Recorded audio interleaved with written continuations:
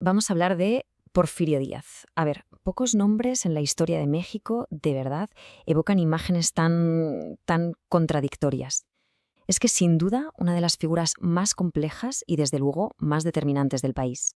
Porque si lo pensamos, por un lado está el héroe militar, el que salvó a la República de la invasión extranjera.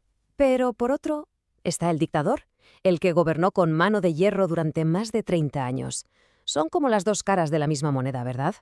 Y es que esta frase, de verdad, es la clave para entender la transformación tan trágica de Porfirio Díaz. Va a ser un poco el hilo conductor de lo que vamos a ver hoy. Venga, vamos a meternos de lleno en la pregunta del millón. ¿Qué fue realmente? ¿Un héroe que, cayó en desgracia? ¿O es que el tirano siempre estuvo ahí, latente, escondido bajo la piel del Salvador? Así que lo que vamos a hacer es trazar ese recorrido, esa metamorfosis que es increíble. Veremos cómo pasó de esos comienzos heroicos a un final, pues, absolutamente tiránico. Bueno, para entenderlo todo, hay que empezar por el principio, por ese ascenso que fue de verdad innegable.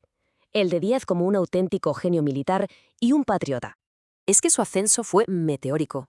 Hay que ponerse en situación. En 1854 el tipo abandona una vida religiosa para unirse a la causa liberal, y apenas 8 años después, ¡boom!, en 1862 ya es una figura clave en la legendaria Batalla de Puebla. Su leyenda, además, no para de crecer cuando se escapa del cautiverio francés en el 65, y ya para 1867 su genio militar es el que sella la victoria definitiva de la República. Casi nada. O sea que, para que nos hagamos una idea, en 1867 su heroísmo era, incuestionable. Era el hombre del momento, el Salvador aclamado por todo el mundo. Y justo aquí es donde la historia da un giro fascinante. Claro, un hombre así, acostumbrado a ganar batallas, pues no se iba a conformar con un papel secundario, ¿no? Y aquí es donde vemos cómo este héroe se convierte en revolucionario. Pero ojo, ya no contra un enemigo extranjero, sino contra los mismísimos presidentes a los que había servido. Y lo más curioso de todo es su lema. El lema que elige. Díaz se levanta en armas contra los presidentes Juárez y Lerdo, y lo hace bajo un principio que era, en ese momento, poderosísimo. No, reelección. Y al final, en 1876, lo consigue. Su revolución triunfa. Y llega al poder, atención, como el campeón de los límites constitucionales. Se presenta como el hombre que supuestamente iba a restaurar la democracia para siempre. Pero claro, una vez en el poder, empieza a desmantelar uno por uno los mismísimos principios por los que había luchado. La excusa, todo en nombre de la estabilidad y del progreso. Y su método fue, de una eficacia brutal. Pan o palo. Así de simple. Consiguió pacificar un país que llevaba 70 años sumido en el caos con un pacto muy claro. O te unes a mi proyecto y te haces rico, o te resistes y te aplasto. Y aquí llega el punto de inflexión, que es tan brillante como trágico. Impulsó una reforma constitucional para permitirse un mandato extra. Y luego, claro, vino otra para eliminar directamente todos los límites. La promesa que lo había llevado al poder, aniquilada, borrada del mapa. A ver, hay que ser justos. Su política de orden y progreso tuvo logros que son innegables. Por ejemplo, la red ferroviaria. Explotó. Pasó de tener apenas 640 kilómetros a casi 24.000. Por fin se conectaba el país.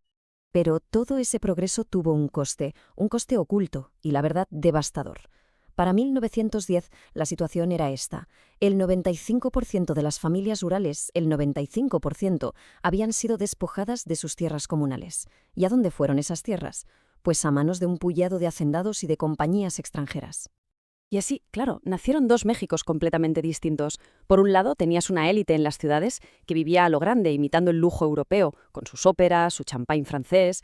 Y por otro, millones y millones de campesinos atrapados en un sistema de servidumbre, sin tierras, sin esperanza y, francamente, sin ningún futuro. Era evidente que esas grietas tan profundas en los cimientos del régimen, pues al final iban a terminar por fracturarlo todo. La estructura no podía aguantar mucho más. Y entonces llegaron las masacres de Cananea y de Río Blanco. Y esto dejó una cosa muy clara. El progreso del que tanto se hablaba era para el capital extranjero, no para los ciudadanos mexicanos. La represión de los movimientos obreros fue brutal. Una señal, inequívoca de lo que estaba pasando. Y entonces, justo en ese momento, cometió el que quizá fue su mayor error. En una entrevista con un periodista de Estados Unidos, un Díaz ya anciano, demasiado confiado, Valle afirma que México está listo para la democracia y que él no piensa volver a presentarse. A ver, lo más seguro es que lo dijera de cara a la galería, para el extranjero, pero en México se lo tomaron como una promesa en firme. Y aquí la ironía es que es absoluta. Aparece Francisco Madero, que era un hacendado bastante idealista, y lo desafía en las elecciones de 1910. ¿Y con qué lema? Pues con el mismo lema revolucionario que el propio Díaz había utilizado 34 años antes. Y esto fue la chispa que lo encendió todo. Desencadenó el colapso rápido y definitivo de un régimen que hasta ese momento parecía eterno. La secuencia de acontecimientos a partir de aquí fue simplemente fatal. Díaz ve la popularidad inmensa que tiene Madero y, básicamente, entra en pánico. ¿Qué hace? Lo arresta, comete un fraude electoral descaradísimo y se declara ganador. Pero claro, Madero consigue escapar y desde el exilio hace un llamamiento a tomar las armas. La revolución, en ese punto, ya era inevitable. Y aquí está la clave de todo esto, el cierre del círculo. El propio pasado heroico de Díaz, aquel grito de no reelección, se convierte en el arma, en la justificación moral para su propio derrocamiento. Es increíble. Y todo esto nos deja con una pregunta final, una pregunta que queda en el aire. Porque la historia de Díaz obliga a reflexionar. ¿En qué momento exacto un salvador, alguien que construye una nación, se obsesiona tanto con su propia obra que cruza esa delgadísima línea y se convierte en un opresor?